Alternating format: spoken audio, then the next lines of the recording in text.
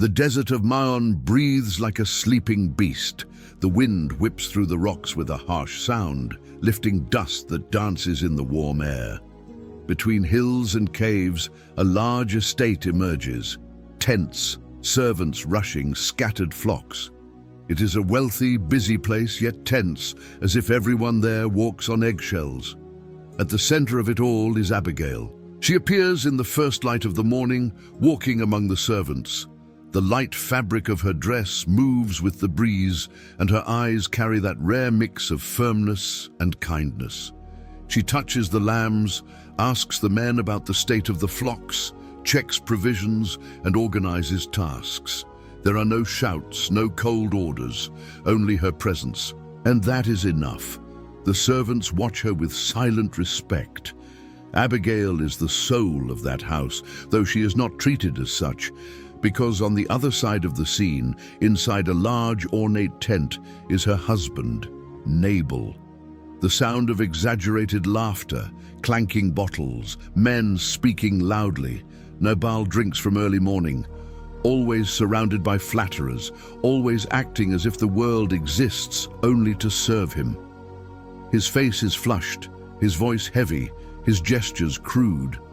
Abigail knows. She always knows, and she takes a deep breath, maintaining her composure. Still, she continues to care for the household because someone must. The transition cuts from the domestic setting to the open desert. There, we see a small group of men, armed but smiling, walking among shepherds tending Nabal's flocks. They are David's soldiers, men hardened by life, yet surprisingly gentle that day. One of the shepherds comments to another, "We never lost a sheep with them nearby. God sent them, I'm sure." And indeed he did. David, still a fugitive, still before the crown, had protected those workers like brothers. No wolf, no thief, no enemy tribe dared approach while the warriors were near. But now the scene changes. Food is running out. David is tired, and he needs help. In his camp, David stands, takes his staff, and says, "Let's speak to Nabal. He is a rich man. Perhaps he will repay the good we've done." He sends 10 men. They walk through the valley under the scorching sun. The wind kicks up dust as they climb toward Nabal's estate. Cut to Abigail, serving bread to the servants, while crude laughter echoes from her husband's tent. The messengers arrive. "We come in the name of David, son of Jesse. He protected your shepherds in the wilderness. Not a single sheep was lost under his care. Now he asks for food and provisions, whatever you have on hand." Silence. One of the flatterers looks at Nabal, awaiting the explosion, and it comes. Nabal stumbles to his feet, eyes narrowed by drink, and lets out a heavy laugh. "David, son of Jesse, who is this nobody? Many servants flee their masters these days, and I am to take my bread, my water, my meat, to give to a fugitive?" The men stand frozen, shocked. Nabal spits on the ground. "Tell him no." The messengers exchange glances. They do not reply. They do not argue. They simply retreat, ashamed and afraid of what this will mean. Cut to David receiving the news. He listens in silence. His fingers slowly tighten around the hilt of his sword. His eyes change color from tranquility to a storm. "Prepare your swords.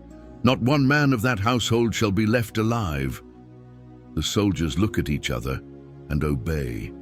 The dust rises. The clash of metal echoes. The fury of the future king is unleashed. Meanwhile, back at the estate, one of the servants runs to Abigail, breathless. "My lady, we need to talk. It is serious." Abigail pauses. Her expression changes. Her heart already knows something terrible has happened. "Speak." The servant takes a deep breath. "Your husband humiliated David, and David is coming with armed men to kill us all." The camera closes on Abigail's face. No scream, no panic, only that silent decision, the courage that is born the instant there is no other choice. She takes a deep breath and says, "Bring me food, much bread, wine, dates, grain, meat. Quickly, we have little time." Night falls like a heavy shroud over the desert. The sky, once golden, now turns into a dark blue expanse dotted with stars. But for Abigail, there is no time to contemplate any of it. Torches flicker across the estate as servants rush back and forth, obeying her orders with the precision of those who understand the urgency. Abigail coordinates everything with a calm that defies the rising panic within her. She chooses the best foods, the best wines, sets aside barley loaves, prepared meat, full wineskins. The servants' hands tremble, but hers do not. They cannot tremble. Not today. While everyone works, Nabal sleeps soundly in the tent, passed out from drink, oblivious to the disaster he provoked. When everything is ready, Abigail gives one last nod. The servants load the provisions onto the donkeys. The caravan forms, illuminated by torches dancing in the wind. She holds the reins of her own animal, takes a deep breath, and then mounts. The caravan sets off into the darkness. The sound of hooves echoes through the valley. The icy wind cuts across her face, but Abigail maintains a firm posture. Her eyes are fixed on the horizon. The dust rising in the distance, that feeling of inevitable destiny. Back to the present, the caravan advances between the rocks. The servants look at Abigail with concern. "My lady, it is too dangerous. David is a man of war." "I know," she replies without hesitation, "but the greater danger is not going." The desert seems to hold its breath as they approach the valley where two paths cross. Abigail knows David is coming that way. Every second counts.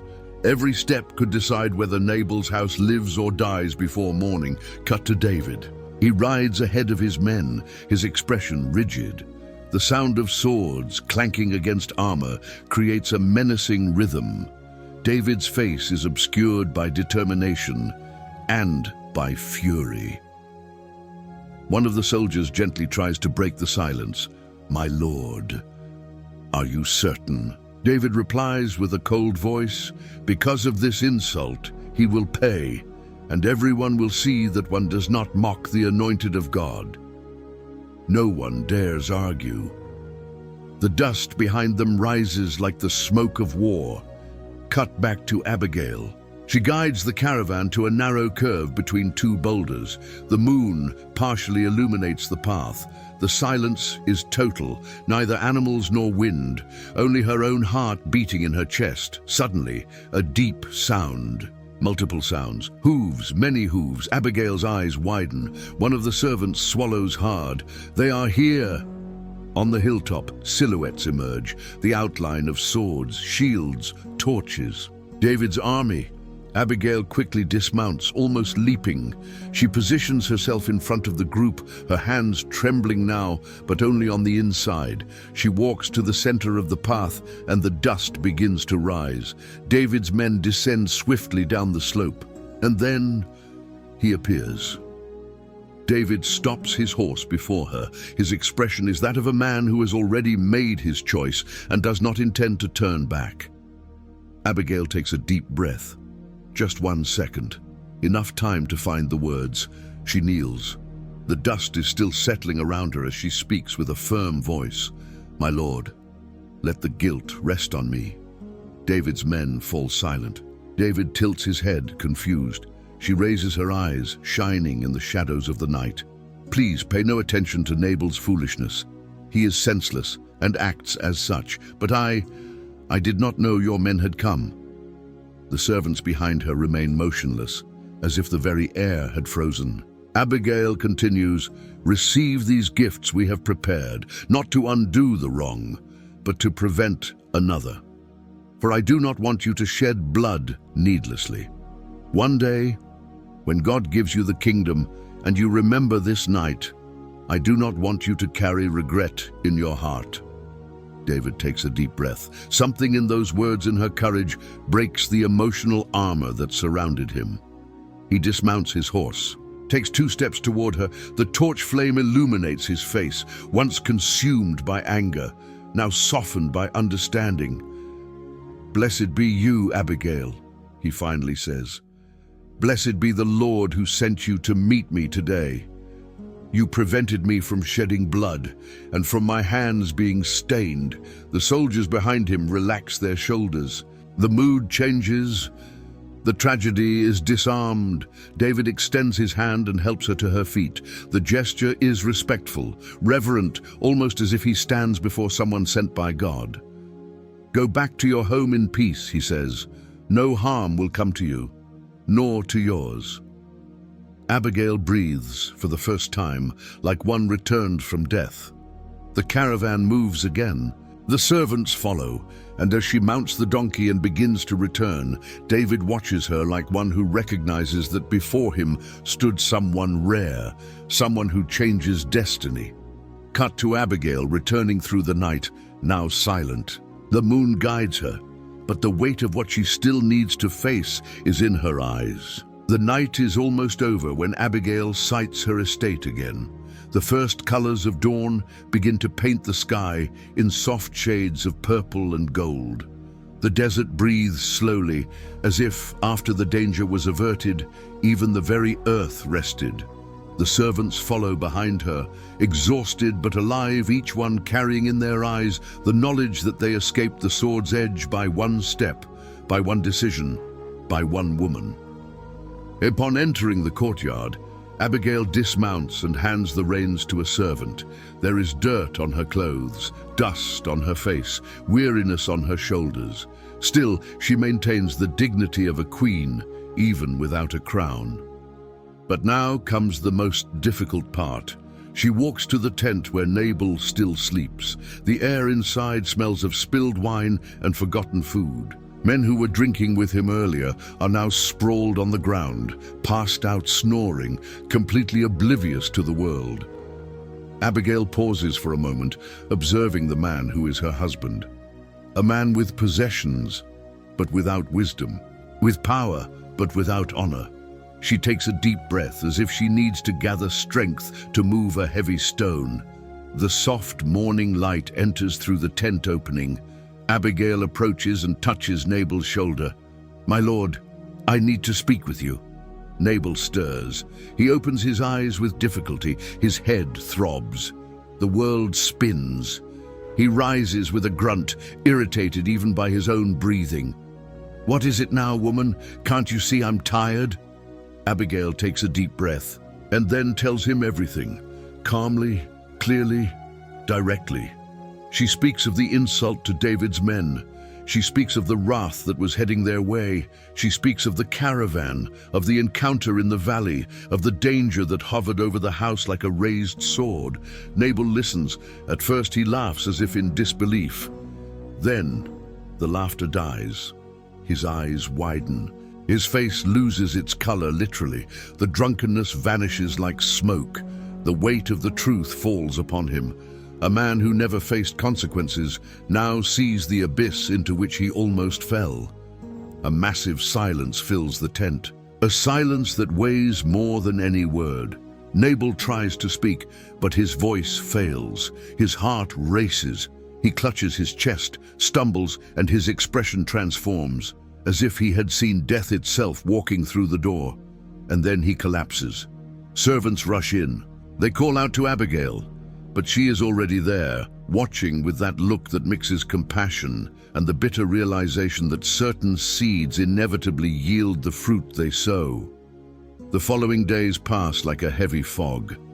Nabal does not rise. He does not speak. He does not eat. His body is alive, but his soul seems to have been crushed by the weight of what almost happened. 10 days, exactly 10 days, and then he dies. The news spreads quickly through the desert, and it also reaches David. Cut to David sitting under a tree, holding a water skin, when a breathless messenger arrives. "My lord, Nabal is dead." David slowly closes his eyes, absorbing the information. Then he raises his face to the sky. "Blessed be the Lord, who defended my cause and prevented my hands from shedding blood." He looks at the distant valley, at the path Abigail traveled, at the destiny that could have been war, but became peace. And then his countenance changes. It becomes serene, decisive. I want you to take a message to Abigail. Cut to Nabal's estate, where Abigail now supervises everything with the same serene wisdom as always. The servants respect her more than ever. She is, officially, the woman who saved them all. A servant approaches. "My lady, there are men from David at the gate." Abigail raises her eyebrows, surprised. But her heart holds no fear. She simply nods, signaling them to let the men enter. The men bow to her. "We come from David, son of Jesse. He sent us with a message. The king wishes to take you as his wife. It is honor he asks, and honor he gives you." Time seems to stop. The servants exchange glances. Some smile. Others are speechless. Abigail closes her eyes for a second, not in shock, but in reflection. Since the encounter in the valley, she knew that moment had left a mark not only on David, but on her own destiny. She opens her eyes. There is firmness in them.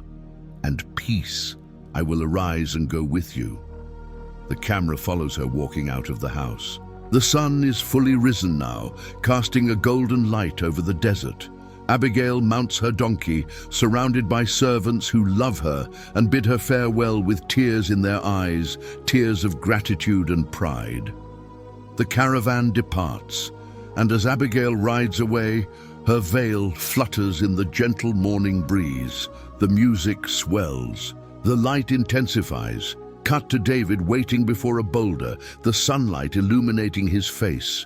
When he sees the company approaching, he stands. Abigail dismounts the donkey. The two approach each other, and for the first time, the future king smiles like one who recognizes he has found not just a wife, but an ally, a counselor, a woman whose wisdom saved his destiny even before he sat on the throne. They greet each other. Some change the world with swords, others with words that stop wars. Abigail was one of those people.